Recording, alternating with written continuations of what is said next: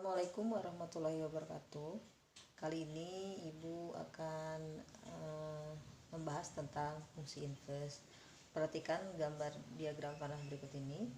Ini adalah sebuah fungsi inverse di mana anggota himpunan A kita petakan dengan himpunan B.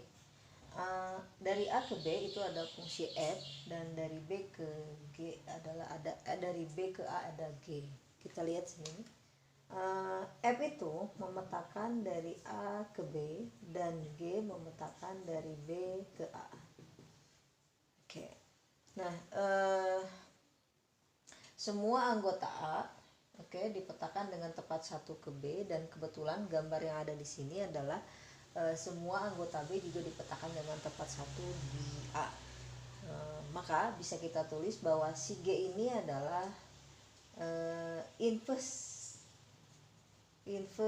dari F. Kita menulisnya G sama dengan F inverse. Lambangnya adalah F pangkat negatif 1. Oke, G sama dengan F inverse. Nah, tapi tidak semua fungsi itu punya inverse, dan semua fungsi yang mempunyai inverse belum tentu inverse-nya juga fungsi lagi. Berikutnya, perhatikan contoh-contoh berikut ini. Ini yang tadi dari angka 1 dipetakan ke B, 2 ke C, 3 ke A. Maka fungsi F ini ya, dia inverse-nya adalah fungsi G. Oke. Nah, sekarang perhatikan yang ini, yang berikutnya. Di sini ada A, B, C, A-nya ke P, B juga ke P, C juga ke Q. Nah, si F ini, lihat, ini dari A ke B, tapi lihat dari G ke C. F ini punya inverse, ya, tapi lihat inverse-nya. Kalau kita lihat fungsi G, kalau kita lihat G, bukan fungsi G, tapi kalau kita lihat G, perhatikan, ini G-nya.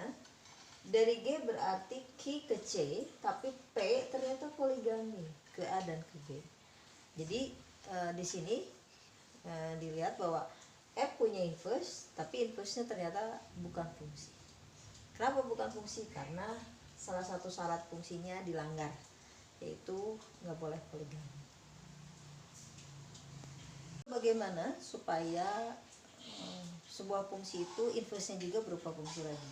Syaratnya supaya fungsi inverse dari sebuah fungsi itu adalah fungsi lagi adalah dia harus bijektif. Apa itu bijektif? Bijektif itu ada di sifat-sifat fungsi. Jadi ada 3, yaitu 1, 1, dan bijektif. Nah, kalau dia bijektif berarti dia harus 1, 1, dan dia juga harus onto. 1, 1 itu artinya setiap fungsi, setiap anggota A punya anggota di B, tepat 1 anggota di B. Kemudian kalau onto, setiap anggota B punya prapeta di A. Oke, ini 1, 1 bukan, ya, 1, 1 bukan, itu 1, 1. Tapi di sini kita lihat di sini ya, kalau onto itu adalah semua anggota B punya prapeta di A. Semua anggota B punya prapeta di A. Oke. Bijektif itu harus mempunyai 2 syarat itu, 1, 1 dan onto. Nah, yang memenuhi syarat itu adalah yang ini. Jadi kalau yang ini mah ini 1, 1 jelas, dan onto semua anggota B punya prapeta di A. Jadi misalkan kalau di sini Ibu mempunyai R, nah ini ada ke sini, tapi dari R tidak punya prapeta di B, ini berarti tidak onto. Oke. Jadi syarat sebuah fungsi inverse-nya fungsi lagi adalah kalau dia bijektif, yaitu 1, 1 punya pasangan tepat 1, kemudian onto semua anggota B punya prapeta di A, itu onto. Sekarang bagaimana cara menentukan rumus fungsi inverse? Oke, perhatikan ke sini. Pertama, ini dari himpunan A ke B. Perhatikan, F ini memetakan X ke Y, sedangkan F inverse memetakan Y ke X. F memetakan X ke Y, dan fungsi f inverse itu memetakan y ke x. Nah, f memetakan x ke y artinya y sama dengan fx. Dan kalau f inverse itu memetakan y ke x artinya x sama dengan f inverse y. Contoh, bagaimana cara menentukan rumus fungsi? Misalkan ibu mempunyai sebuah fungsi fx. Fx sama dengan x misalkan dikurangi 5. Nah, ini fx itu apa? Fx itu adalah y. Pertama kita buat dulu si fx ini kan sama dengan y, maka ibu tulis fx itu yang ini kita tulis sebagai y. Y sama dengan x dikurangi 5. Kemudian kita buat supaya gampang, ini berarti kalau y sama dengan x dikurangi 5, apa artinya? Berarti si x sama dengan y tambah 5. 5-nya aja pindah ke sana. Ya. Kemudian x itu apa? Kita lihat ke sini. X itu adalah f inverse dari y. Oh, berarti tinggal kita tulis ini adalah karena x ini adalah f inverse dari y, maka tinggal kita tulis f inverse dari y. F inverse, salah tulisnya, f inverse y itu sama dengan y tambah 5. Nah, kalau sudah jadi begini, tinggal kita ganti aja. Karena kita itu bekerja di x, maka f inverse dari x ganti aja. F inverse dari x itu sama dengan x tambah 5.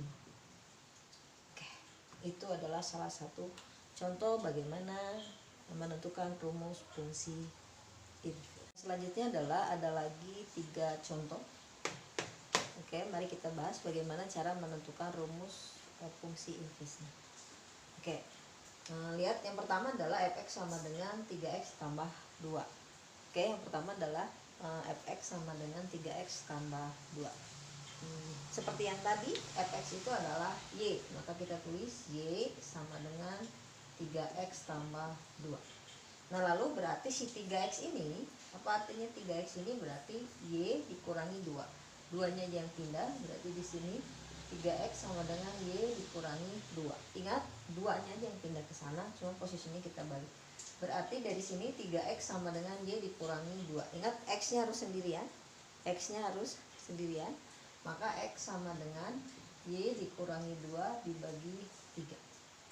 Nah, tadi itu udah dijelasin bahwa yang namanya x itu adalah f inverse dari y. Maka tinggal kita tulis f inverse dari y sama dengan y dikurangi 2/3. Ini variabelnya udah y semua, tinggal kita ganti aja variabelnya jadi x. Jadi tinggal kita tulis f inverse x sama dengan x dikurangi 2/3. Berikutnya ada fx sama dengan x kuadrat dikurangi 4. Kalau yang ini kita buat, oke. Tadi seperti tadi, ganti dulu bahwa fx ini adalah y, maka kita tulis dulu y sama dengan x kuadrat dikurangi 4. Artinya, si 4-nya pindah, x kuadrat sama dengan y tambah 4. Itu kan x kuadrat, maka x-nya adalah akar dari y tambah 4. Nah, ini udah berbentuk x, berarti x-nya udah sendirian, maka tinggal kita ganti jadi f inverse y. X itu adalah f inverse dari y sama dengan akar dari y tambah 4. F inverse y ini variabelnya udah y semua, tinggal kita ganti jadi x, kembalikan ke dalam x. Maka ini f inverse dari x, rumusnya adalah akar x tambah 4. Berikutnya yang terakhir, biasanya soal-soal di UN dulu. Jadi saya seperti yang nomor ini, seperti ini. Fx sama dengan 1 dikurangi 2x dibagi x plus 3. Syaratnya di sini ada x tidak boleh negatif 3. Oke, karena di bawah yang ini penyebut itu tidak boleh 0. Makanya x-nya nggak boleh negatif 3. Abaikan itu, mari kita lihat bagaimana mencari rumus fungsinya. Seperti biasa, ini fx sama dengan y, maka y sama dengan 1 dikurangi 2x dibagi dengan x tambah 3. Sudah, kita ganti fx-nya dengan y.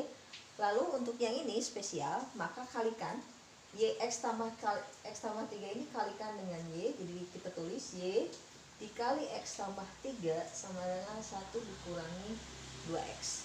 Lalu kalikan pelangi. Seperti biasa ini kalikan ke dalam kurung. Oke, maka Y kali X itu akan jadi ya X atau XY boleh. Ini kita tulis XY aja, ditambah Y kali 3 itu adalah 3Y sama dengan 1 dikurangi 2X. Lihat yang sebelah sini, X itu selalu berada di sebelah kiri, maka kita buat X nya semuanya ada variabel X nya kita simpan di sebelah kiri. Maka ini kita tulis ini yang negatif 2X di sini ada XY ditambah 2X sama dengan 1 dikurangi 3Y. Oke, perhatikan baik-baik bahwa di sini yang 2X nya dipindahkan, lalu yang 3Y nya jadi yang ada X nya kita kumpulkan di ruas kiri. Kemudian ini X sudah mengandung X dua-duanya, ini ada X, di sini juga ada X, maka X nya kita simpan di depan. Oke, X nya kita simpan di depan, Ibu simpan di depan X nya. Nah, XY dibagi X berarti tinggal Y, ditambah ini tambah, Ibu simpan tambah 2X dibagi X tinggal 2. Oke, bentuknya seperti itu, hukum distributif akan menjadi sama dengan 1 dikurangi 3Y. Oke, X nya harus sendirian kan? X nya harus sendirian, maka X nya kita simpan sendiri di sini. Nah, jadi di sini 1 dikurangi 3Y dibagi dengan Y tambah 2. Oke, X nya sudah sendirian. Maka kalau X sudah begini berarti X itu adalah F inverse dari Y. Oke, di sini kita tulis F inverse dari Y itu sama dengan 1 dikurangi 3Y per Y tambah 2. Nah, ini sudah jadi seperti ini, tinggal ganti variabelnya dengan X. Maka jadi F inverse dari X itu sama dengan 1 dikurangi 3X per X ditambah 2. Oke, kalau ini syaratnya, kalau tadi ini X plus 3 syaratnya X tidak boleh negatif 3, maka X tambah 2 yang ini di bawahnya berarti syaratnya X nya tidak boleh negatif 2. Oke, mudah-mudahan bisa membantu penjelasan dari fungsi inverse.